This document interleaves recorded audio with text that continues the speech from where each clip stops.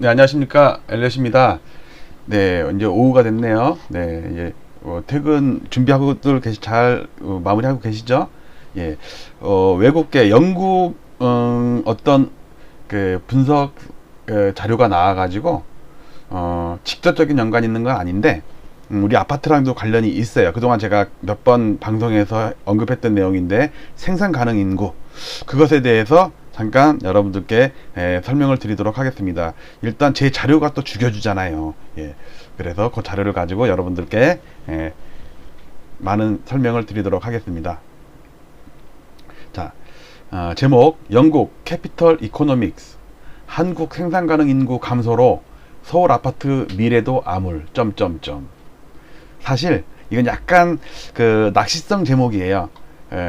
캐피털 이코노믹스에서는 아파트 얘기는 안 했어요. 근데 이제 경제가 암울하다. 생산 가능 인구 때문에. 근데 그게 알고 보면은 아파트랑 서울 아파트의 매수 감소랑도 이어지고 30년 전에 일본, 15년 전에 미국, 영국, 유럽 전부 생산 가능 인구가 상투치고 꺾일 때 부동산이 폭락이 왔었거든요. 자, 근데 우리가 딱 올해가 상투예요. 통계청 자료로는.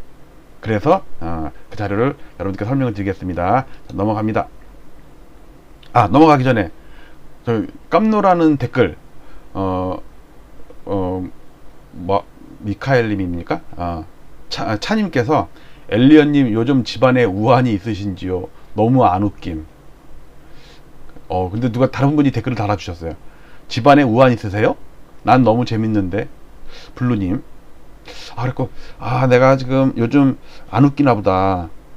엄청 웃기려고 노력은 했는데, 이게 말 끼는 것도 아니고, 방구 끼는 것도 아니고, 제가 웃기려고, 노력을 했는데, 알겠습니다.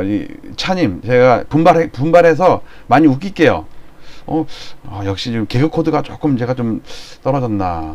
좀, 꿀꿀하네요. 자, 제목. 이데일리 기사입니다. 한국 경제 잠재 성장률 추락, 국내외에서 경고등 켰다. 근데 이제 제목이 뭐냐면요, 잠재 성장률이에요. 아파트 얘기는 아니에요, 사실은. 근데 약간 실망하셨던 분 있으셔도 어차피 연관되는 거니까 전혀 엉뚱한 얘기는 아니에요. 자, 어떤 얘기가 나왔냐면요, 급격한 노동 가능 인구 감소 불가피, 서비스 생산성도 낮고, 그러니까 이런저런 중장기 전망에서 몇 가지 요인 중에 노동 가능 인구 감소, 생산 가능 인구 감소, 이 얘기를 끌고 나온 거예요. 근데 제가 이 인구 통계학으로 관련돼 가지고 일본과 미국, 영국, 스페인 몇 나라에들 이렇게 부동산 무너지는 걸 제가 몇 번 방송을 했었죠. 자료를 가지고 중장기 데이터였죠. 자, 다른 분들은 그런 데이터가 없더라고. 근데 저는 또 엘리엇은 또 남들한테 없는 데이터가 많잖아요. 자, 내용을 조금만 더 볼게요. 보니까 영국계 글로벌 경제 전망 기관인 캐피털 이코노믹스는 한국 앞으로 30년이라는 제목의 보고서를 통해서 문제는 빠른 고령화와 최근 인구 구조 등을 감안했을 때 한국의 잠재 성장률 전망치를 기존 2.5에서 2.3으로 낮췄어요. 자, 그러면 아파트를 더 살까요? 생산 가능 인구가 줄어들고 고령화가 많아지고 70살, 80살 돼갖고 막 아파트 막 연끌하나? 그렇진 않죠. 그러니까 아파트랑 연관이 있는 거예요. 제가 약간 그러니까 추론을 한 거예요. 이런 자료를 가지고. 보세요. 인구 고령화에 따른 노동 가능 인구 감소. 근데 그 노동 가능 인구란 만 15세 이상 일할 능력이 있는 노동 가능 인구 수가 감소한다는 얘기예요. 자, 근데 잘 생각해 보세요. 자, 15살 넘으면 뭐 편의점이나 주유소에서 일하죠. 고등학생들도 알바도 하고 그러잖아요. 근데 문제는 17세라고 칩시다. 17세가 그러니까 편의점에서 알바하고 주유소에서 알바하고 그래갖고 아파트 살까? 아니죠? 그리고 부모 찬스 쓸 수 있는 그런 애가 부모님이 주유소에서 일하라고 놔둘까? 자기 아들 귀하다고 그냥 오냐오냐 해가지고 집부터 사주지? 그렇잖아요. 자, 그러니까 제가 노라는 거는 생산 가능 인구는 전 세계적으로 공통적으로 생산 가능 인구 계산할 때 15세 이상 64세까지를 해요. 근데 저는 그 중에 15세부터 안 하고 25세부터 한 데이터를 사용을 해요. 왜냐면 20살이라고 생각해 보세요. 남자 20살, 21살이면 군대가 있거나 막 이럴 때야. 막 대학교 입학했거나. 그러니까 아파트 살 여력이 없어요. 물론 한 여대생들 빨리 졸업하거나 아니면 고등학교 졸업하고 곧장 직장 생활 한 다음에 몇 년 바짝 모아오면은 대출 하고 청약부 보금 넣고 하면은 뭐 분양도 받을 수 있고 아파트도 좀 연끌해갖고 살 수 있잖아요. 그래서 근데 이제 제가 생각하는 일반적인 거는 25세 이상을 친 거예요. 아파트, 그러니까 생산 가능 인구 중에 아파트 구입 가능 인구. 왜 그러냐면 다른 나라들은 다 주택 가격을 할 때 다른 나라들은 우리나라처럼 이렇게 아파트 비중이 높지가 않아요. 제가 알기로는 미국도 한 20 몇 프로밖에 안 돼요. 일본은 16%밖에 안 돼요. 여러분들 일본 여행 다녀보세요. 아파트 보여요? 전부 2층짜리나 1층짜리 그냥 특히 목조주택이 쫙 있죠. 짱구에 나오잖아요. 짱구 만화 영화에 보면은 다 일본만 한데 그다 2층짜리 다 비슷하게 생겼잖아요. 목조주택이라고요. 그리고 우리가 알고 있는 맨션 이거는 나지막한 건데 제가 그때 한 2년 전 3년 전에 다른 자료를 갖고 조사했을 때 우리가 부르는 그 맨션 있잖아요. 그 맨션은 15%가 밖에 안 돼요. 일본. 그리고 5층 이상은 5%도 안 돼. 맞아. 16% 5%였다. 기억이 나요.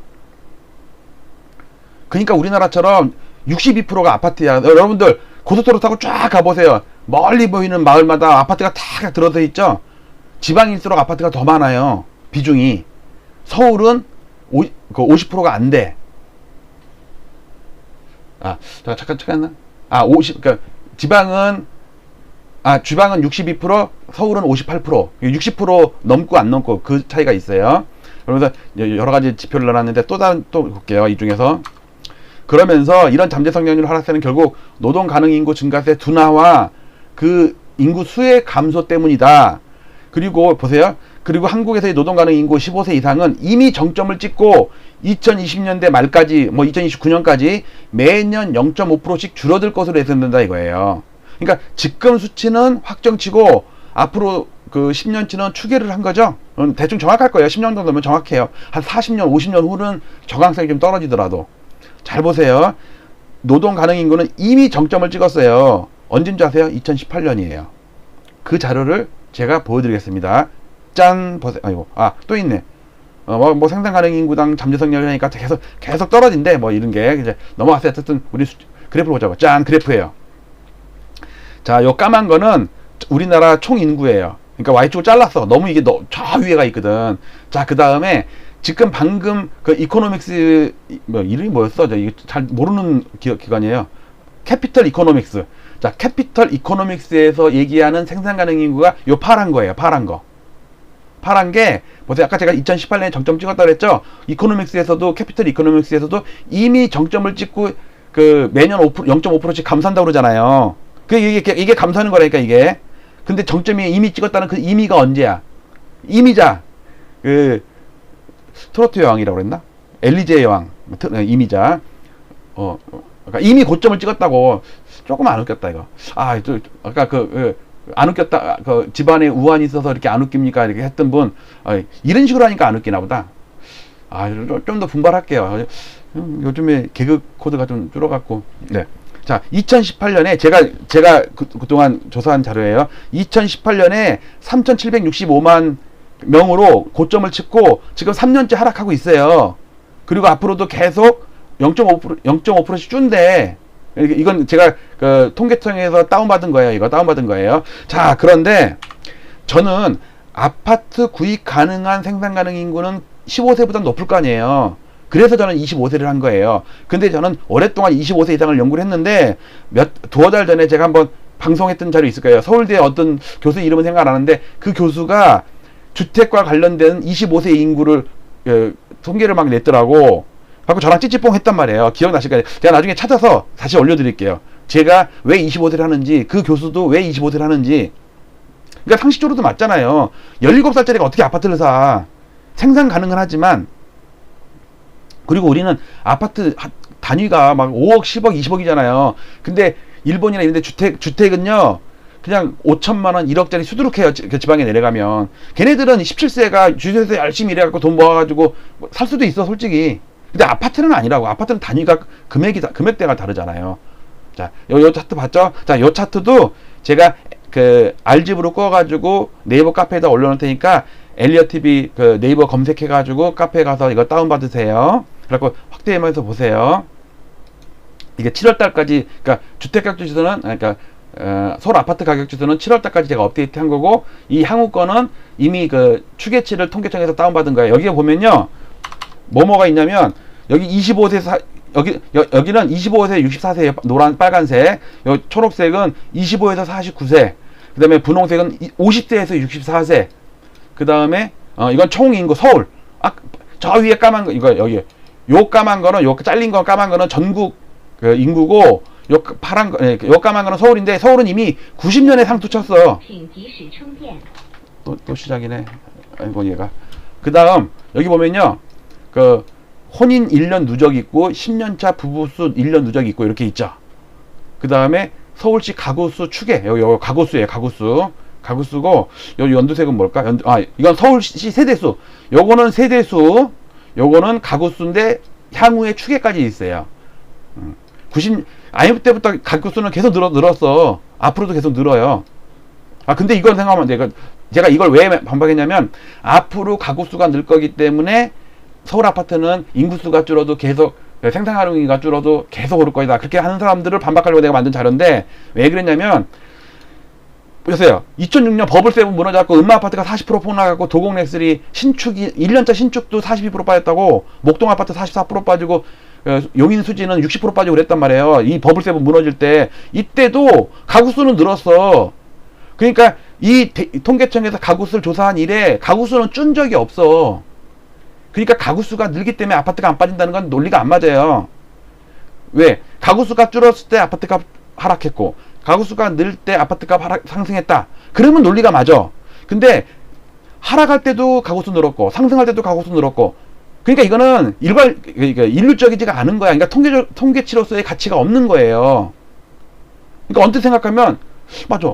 왜 상승론자들 얘기가 세대수가 줄고 서울 인구가 줄고 노령 인구가 늘고 사망자 수가 늘고 그래갖고 전체 인구가 줄고 생산가능 인구가 줄고 어쩌고저쩌고 막 그래도 가구수가 느니까 아파트 수요는 늘어난다. 그러니까 아파트가 오른다. 이렇게 얘기를 하잖아요. 그리고 할 말이 없어. 이제 처음에 맞는 것 같거든. 근데 이걸 딱 해보세요. 그러면 2006년부터 6년 동안 2013년 박근혜 출범할 때까지 서울 아파트가 30, 40%, 50%까지 빠졌는데, 그때 가구수 는 거는 뭐냐? 이러면 아무 말도 못해.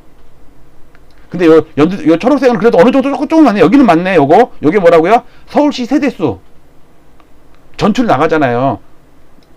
그리고 생산하는 인구 25세에서 49세 주는 거랑도 어느 정도 영향이 있네. 나중에 주는 거 이거 그렇고, 이제 이걸 중요한 게 아니고, 자, 일단 부채, 오늘도 그 부채 얘기가 많이 나왔어요. 이제 더위 다 갔는데도 아직도 낮에는 더운지 부채 붙이는 거야. 자, 이거는 1960년부터 그 서울 아파트 시가총액 상위 100개 아파트 지수랑 여러 번 했었죠.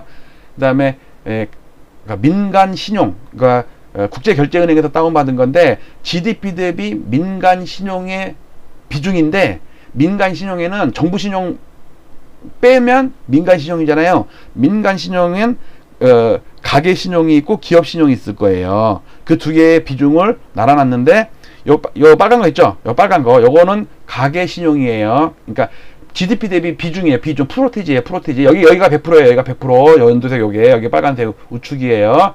그 다음에 기업 신용은 요 파란색, 하늘색 요거예요. 우리가 70년대, 80년대에는 은행에서 가계에는 대출을 많이 안 해줬어요. 진짜 1억 받기가 힘들었어. 근데 기업에는 대출을 많이 해줬어요. 정부 정책이 그랬다고. 그러니까 가계 우리 91년도 그 일기 신도시 때 상투치고도 IMF 때까지 빠졌잖아요. 노태우 대통령 당시 때. 이때 가계 부채는 60%밖에 안 됐어요. 가계 신용 여기가 60%, 여기가 60%거든요. 근데 기업 신용은 여기가 한 80% 됐어요. 80%. 자, 근데 그 이후로 계속 같이 늘었지. 그러니까 이 91년도에 부동산이 하락할 때는, 서울 아파트가 하락할 때는 일기 신도시랑 일본, 그다음에 경제 성장률 하락, 이런 것 때문에 부동산이 하락을 했지, 부채 때문에 하락하진 않았어요. 오히려 부채는 더 늘었어. 그 이후로도 개인 부채, 그러니까 가계 부채 늘고, 맞았네. 연두색 아니에요. 빨간색이 가계 부채예요. 여기. 근데 요거랑 요거를 합친 다음에 평균 낸 게 초록색이에요. 그러니까 예를 들어서 여기가 79%, 80%잖아요. 그러면 실제로 합친 거니까 160%라고 보면 돼요. 자, 근데 IMF 때를 보면요. IMF 때는 개인 가계부채가 49%에서 50%도 안 됐어. 근데 IMF가 오니까 한번 출렁댔어요. 왜? 실직을 하고 하니까 그 빚을 못 내고 오히려 이제 차압당하고 하니까 강제로 빚을 상환시켜야 됐다고. 그러니까 줄었어요. 문제는 이렇게 줄는 마당에 기업 부채는 엄청 더 늘었어. IMF 때 IMF 그 막바지까지. 왜? 자금 조달이 어렵고 하니까 장기금리 대출을 안 해주니까 단기금융으로 갔어요. 그래갖고 나중에 종금사, 단자사들이 다 파산을 했어요. 요 기업부채 113%까지 갔으니까. 그 다음에 IMF 이후로 박살이 나가지고 기업들이 다 망하면서 부채가 상환이 되겠죠. 그러니까 신규 대출은 없으면서 계속 부도가 나면서 상환이 될 거 아니에요. 그러니까 부채 비율이 그만큼 줄어. 야, 113%에서 73%까지 40%가 줄었네. 물론 가계는 늘었어요. 오히려 가계부채는. 그러니까 기업들이 이제 한번 딘 거야, IMF 때. 왜냐면 기업이 많이 가지고 IMF가 온 거잖아요. 가계 때문에 온 게 아니에요. 개인 때문에 온 게 아니에요. 그러니까 은행들이 이제 기업에다 하면은 원금을 띄울 수가 있으니까 그 안전하게 가계에다 신용을 대출을 해준 거야. 그러니까 아파트를 담보로 잡으면 되니까. 왜? 안전하거든. 원금 받을 수 있잖아요. 경매 들어가면은 돈 떼먹을 일은 없잖아. 그래갖고 개인 부채를 더 늘렸어요. 그리고 거기에다가 카드 대란. 길거리에서 막 카드 남발을 했었단 말이에요. 여러분 부자 되세요. 그거 있죠. 김정은 그 BC카드. 그 다음에 LG카드도 나오고 나중에 LG카드 사태까지 났죠. 그래갖고 박살 나갖고 이때 카드 사태로 박살이 나면서 서울 아파트도 빠졌어요. 그동안은 잘 올랐다가. 근데 그때도 가계부채는 기업부채는 계속 줄었어. 그러니까 이 당시에 기업부채 줄죠. 그다음에 가계부채 줄죠. 그 평균을 낸 그 민간 부채가 줄었어요. 그러니까 이거에 곱하기 2 하면은 합친 부채가 되는 거예요. 자, 그다음에 계속 늘었는데 우리 서프라임 나기 직전에 버블 세븐일 때 이때 기업 부채가 엄청 줄었다가 늘기 시작했어요. 가계 펼쳐서 계속 늘어. 근데 이 서프라임 직전에 버블 세븐일 때 이 가계 부채 보니까 70%가 안 됐어. 한 65%밖에 안 됐어요. 그 다음에 기업 부채 여기는 한 80%밖에 안 됐어요. 두 개 합치니까 한 140%, 150%.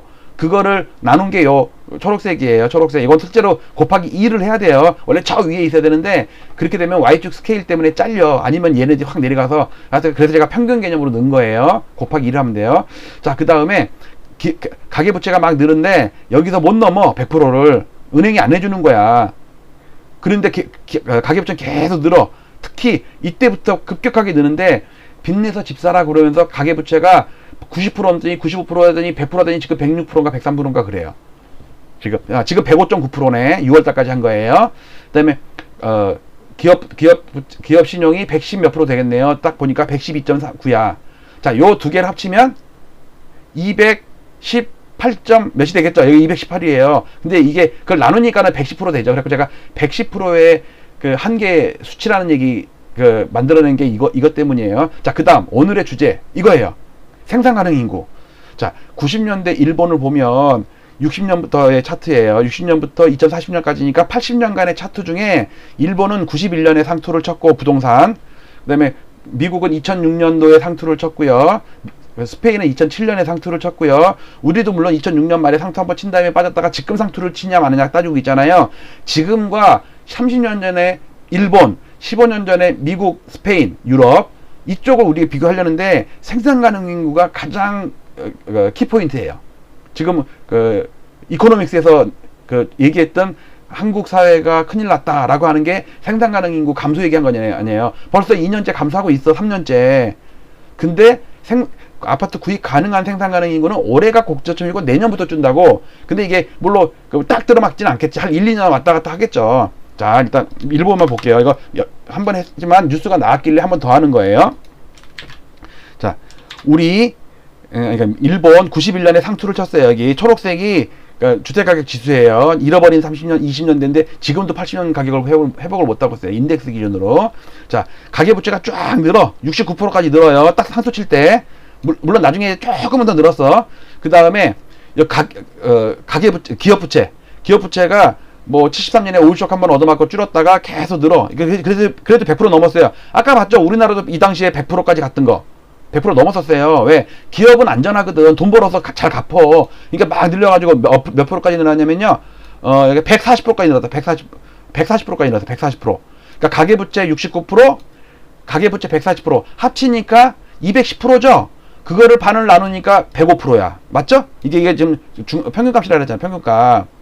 그런데 하필이면, 부동산이 상투치기 전에, 생산 가능 인구 비중이 약간 완만하다가 꺾여. 그러니까 아파트 사줄 사람이 없는 거야. 급하게 꺾여. 그래갖고 이제 드디어 2월에 20년이 되면서 어떻게 돼요? 반대 매매 나가고 차압 들어오고 하면서 기업 부채가 확 신용이 줄고 개인은 많지 않았기 때문에 좀 버티다가 나중에 줄었어요. 어쨌든 이 궤적을 잘 아시고요. 생산 가능 인구가 오늘의 주제예요. 자, 미국은 2006년 3월 달에 케이스 실러 10대 지수 아파트 기준 실질 지수예요. 상투를 쳤어요. 우리는 연말에 쳤죠. 버블7 2006년 11월에 상투 쳤어요. 미국 따라서. 미국이 먼저 상투 치고 꺾이고 나서 우리가 좀 이따가 쳤어요. 자, 이때 기업 부채는 몇 프로 안 됐어요. 상투 칠 때 62%밖에 안 돼. 신기하다. 그쵸? 근데 가계 부채가 93.5%야. 근데 생산 가능 인구가 이제 완만해지고 나중에 꺾이려고 그래. 그 전에 케이스 실러 지수가 상투 주고 급락을 해요. 그러면서 이제 차압이 들어오고 그러면서 반대매 나가면서 98%까지 나중에 한 1, 2년 더 늘었어. 98.6%까지 갔어요. 고점이. 그 다음에 부동산이 폭락을 하면서 생산 가능 인구가 줄면서 개인 신용 상환, 그러니까 가계 신용 상환 이렇게 갖고 비극을 맞았어요. 서프라임 사태를 맞았어요. 자, 거의 비슷한 그 시기에 스페인, 우리나라랑 비슷한 유럽이라서 얘기하는 거예요. 97년 8월에 상투를 쳤어요. 미국보다 1년 있다가 상투 쳤네. 이때 개인 신용이 엄청 늘었어. 그래도 81%밖에 안 돼. 근데 문제는 기업 신용이 100%를 넘기더니 126%야. 나중에 140%까지 갔어. 어쨌든 상투 칠 때 보니까 126%, 여기는 81.82%. 두 개 합치면 몇 프로? 210.9 정도 되겠네. 210.7, 8? 됐죠? 거의 210이야. 210.